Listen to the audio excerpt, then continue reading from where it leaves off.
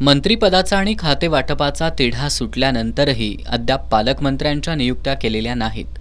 जिल्ह्याला पालकमंत्री नसल्यानं त्याचा परिणाम विकास कामांवर होतोय. कोल्हापूर जिल्ह्यात अनेक विकास कामं सुरू आहेत. शहरातील रस्त्यांकरता 100 कोटींचा विकास निधी मंजूर असून त्याची कामं देखील सुरू झाली आहेत. कामांच्या दर्जाबाबत वारंवार आरोप होत असल्यानं जिल्ह्यासाठी सक्षम पालकमंत्री असावा अशी मागणी होतीये.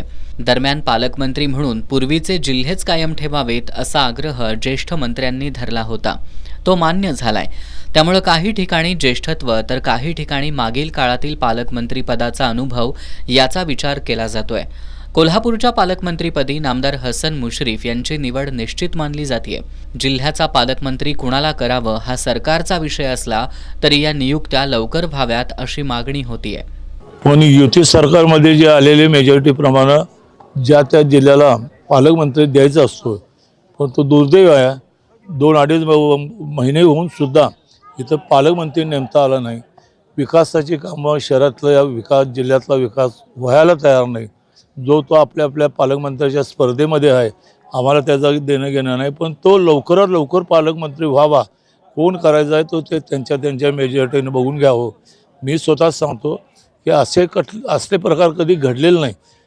जिल्हा नियोजन समितीचे अध्यक्ष पालकमंत्री असतात. सध्या कोल्हापूर जिल्ह्याचा 2024-25 या आर्थिक वर्षाचा 576 कोटीचा आराखडा मंजूर आहे.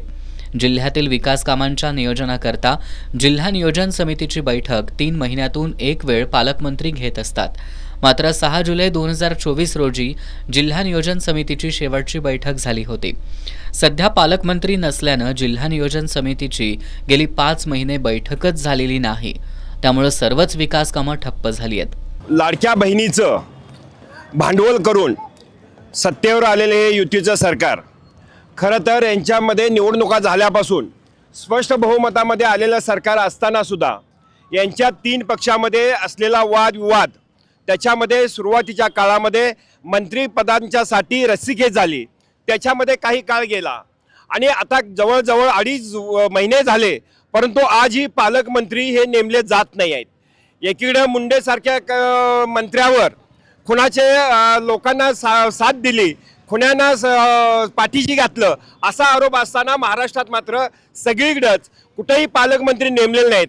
महालक्ष्मी विकास आराखडा, ज्योतिबा विकास आराखडा आणि कोल्हापुरातील अनेक विकास कामं सध्या अजेंड्यावर आहेत. त्याचा शासन दरबारी वारंवार पाठपुरावा करावा लागणार आहे.